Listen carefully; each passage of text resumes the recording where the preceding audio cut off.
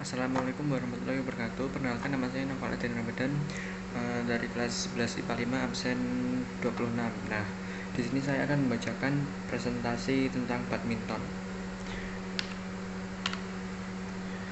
Badminton. Secara harfiah, bulu tangkis berasal dari dua kata, yakni bulu dan tangkis. Kata bulu sendiri merupakan perwujudan dan bentuk kok, shuttlecock, yang terbuat dari bahan dasar bulu angsa. Sementara tangkis diambil dari kata menangkis, sehingga dapat kita simpulkan bahwa bulu tangkis merupakan suatu permainan dengan cara menangkis pergerakan dari shuttlecock atau bulu tersebut. Keberadaan bulu tangkis ini sangat diterima oleh masyarakat luas, sehingga keberadaannya hingga menjuru ke seluruh dunia. Hingga pada akhirnya sebuah majalah bernama Punch mempublikasikan permainan ini dengan tujuan permainan bulu tangkis ini sendiri yaitu mengumpulkan poin hingga mencapai 21 poin. Pemain yang mampu mengumpulkan hingga 21 poin terlebih dahulu berarti ialah yang memenangkan permainan tersebut. Peraturan yang digunakan dalam permainan bulu tangkis harus sesuai dengan peraturan yang ada di dalam IBF. Sejarah bulu tangkis. Sejarah bulu tangkis yakni olahraga yang dimana permainannya menggunakan raket dan kok pada awalnya berkembang sekitar 200 tahun yang lalu di Mesir kuno. Nenek moyang dari permainan bulu tangkis ini adalah permainan yang berasal dari Tionghoa yang bernama Jiangzi, yang dimana cara memainkannya menggunakan bola namun tidak menggunakan raket. Tujuan dari permainan Jiangzi ini adalah pemain harus mampu mempertahankan bola selama mungkin agar tidak menyentuh tanah. Pada zaman pertengahan di Inggris, permainan bulu tangkis mulai dimainkan oleh anak-anak yang dulu disebut dengan sebutan battledores atau shuttlecocks. Pada waktu itu, mereka bermain dengan menggunakan alat pemukul yang terbuat dari dayung atau tongkat. Kepopuleran bulu tangkis terus berkembang hingga pada tahun 1854. Olahraga ini muncul di salah satu majalah London yang bernama Punch. Majalah tersebut turut mempublikasikan kartun untuk olahraga ini. Selanjutnya, warga Inggris mulai membawa dan memperkenalkan permainan ini hingga ke negeri Jepang, Tiongkok, dan Siam. Olahraga bulu tangkis ditemukan oleh salah seorang petugas tentara Britania di Pune, India pada abad ke-19 saat mereka sedang menambah peralatan jaring atau net dan dimainkan secara berlawanan. Oleh sebab itu, di kota Pune yang dikenal dengan sebutan Puna membuat permainan bulu tangkis ini memiliki sebutan lain yaitu Puna. Pada tahun 1850-an, para pasukan membawa permainan ini kembali ke Inggris. Di tahun 1877 merupakan tahun pertama dibuatnya rancangan peraturan yang ditulis oleh klub badminton Bath. Kemudian pada tahun 1893 dibentuklah suatu asosiasi bulu tangkis di Inggris, dan kejuaraan All England menjadi perlombaan internasional pertama kali yang dilakukan di tahun 1899. Perlengkapan bulu tangkis. Yang pertama ada raket. Raket yang terbuat dari komposit serat karbon, plastik bertulang grafit. Serat karbon memiliki kekuatan yang hebat di dalam perbandingan sebab berat, kaku, dan juga memberi perpindahan energi kinetik yang hebat. Yang selanjutnya ada senar. Senar merupakan salah satu alat atau peralatan yang sangat diperhatikan dalam permainan bulu tangkis. Jenis dari suatu senar memiliki beberapa ciri yang berbeda satu sama lainnya. Kuat serta kokoh atau keawetan pada senar tergantung pada kinerja yang dihasilkan. Biasanya senar memiliki ketebalan 21 ukuran serta diuntai dengan ketegangan 18-30 lb. Selanjutnya ada shuttlecock. Shuttlecock atau bola atau cork yang digunakan dalam permainan bulu tangkis terbuat dari rangkaian bulu angsa yang kemudian disusun membentuk kerucut terbuka serta memiliki pangkal yang berbentuk setengah bola yang terbuat dari bahan gabus, dan tak jarang ada juga cork yang berbahan dasar plastik. Selanjutnya ada sepatu. Peralatan selanjutnya yang dibutuhkan dalam bulu tangkis adalah sepatu. Sepatu ini digunakan untuk melakukan percepatan dalam permainan di sepanjang lapangan. Sepatu bulu tangkis memerlukan sol karet yang memiliki fungsi dalam cengkraman yang baik. Tak hanya itu, ada juga dinding sisi yang bertulang pada sepatu yang fungsinya supaya tahan lama selama tarik menarik antara alas yang dilakukan.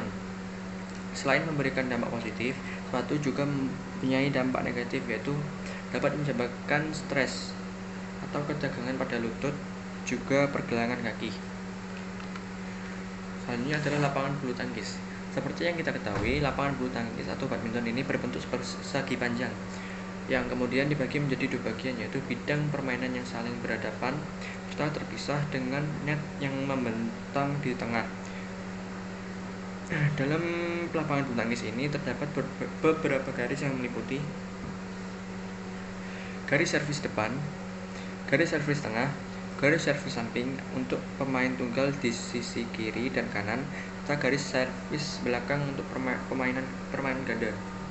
Garis-garis tersebut mempunyai ketebalan sekitar 40 mm dan warnanya pun harus kontras dengan warna lapangan, sehingga gampang untuk dilihat. Alas dari lapangan ini berbahan dasar sintetis yang lunak dan juga kayu, serta tidak diperbolehkan untuk menggunakan permukaan lapangan yang bahannya terbuat dari bahan sintetis keras seperti beton, sebab hal tersebut dapat mengakibatkan para pemain cedera.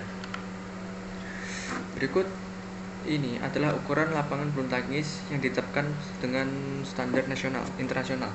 Panjang lapangan badminton yaitu 13,40 meter, lebar lapangan badminton 6,10 meter, jarak garis servis depan dari garis net 1,98 meter, jarak garis servis tengah dari garis samping lapangan 0,5 meter, jarak garis servis belakang untuk permainan ganda dari belakang lapangan 0,76 meter, jarak garis samping permainan tunggal dari garis pinggir lapangan 0,46 meter, tinggi tiang net 1,55 meter, tinggi net 1,52 meter.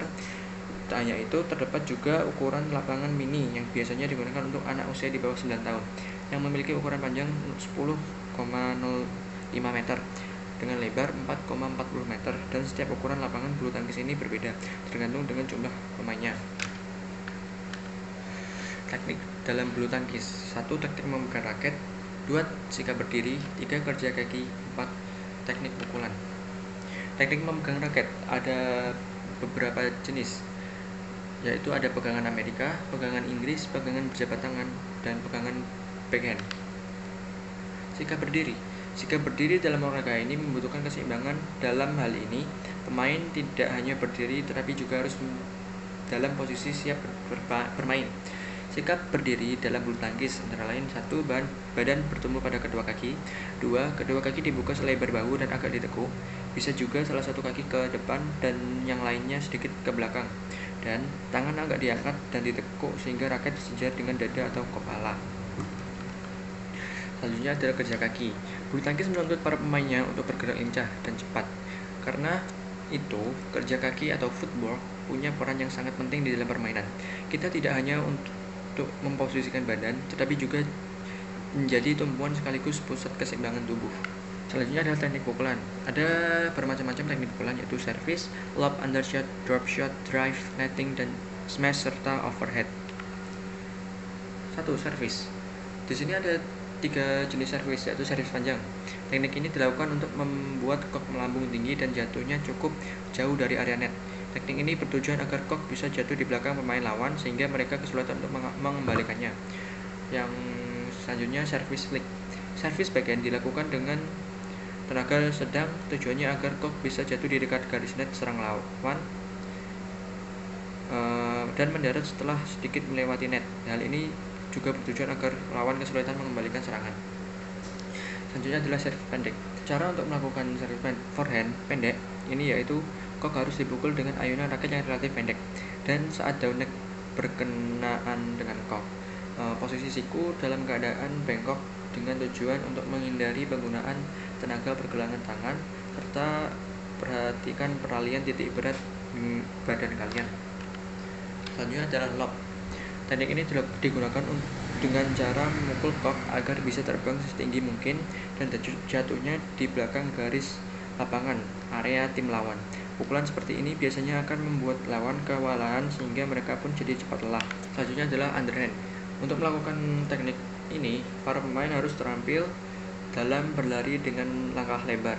Kaki kanan berada di depan kaki kiri untuk dapat menjangkau jatuhnya kok. Dalam posisi menjangkau ini, siku dalam posisi bengkok serta tetap mempertahankan sikap tubuh yang tegak, sehingga lutut kanan dalam kondisi bertepuk.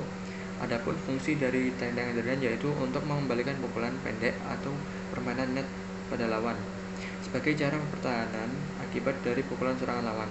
Sebab bila pemain sedang berada dalam situasi tertekan dalam permainan, maka pemain harus melakukan pukulan penyelamatan dengan cara mengangkat kok tinggi ke daerah belakang ke lapangan lawan. Dapat dilakukan dengan cara pukulan forehand atau backhand. Selanjutnya adalah drop shot. Tenaga kecil atau pelan tujuannya agar kok bisa jatuh di sekitar net. Teknik ini sering digunakan untuk mengecoh lawan. Pemain biasanya akan melompat dan berpura-pura hendak smash sehingga tim lawan pun bersiap-siap di area belakang tetapi pukulan yang dilakukan ternyata adalah drop shot dan kok justru jatuh di dekat net. Pukulan drop shot bertujuan untuk mematikan pergerakan lawan. Pukulannya dilakukan secara lurus.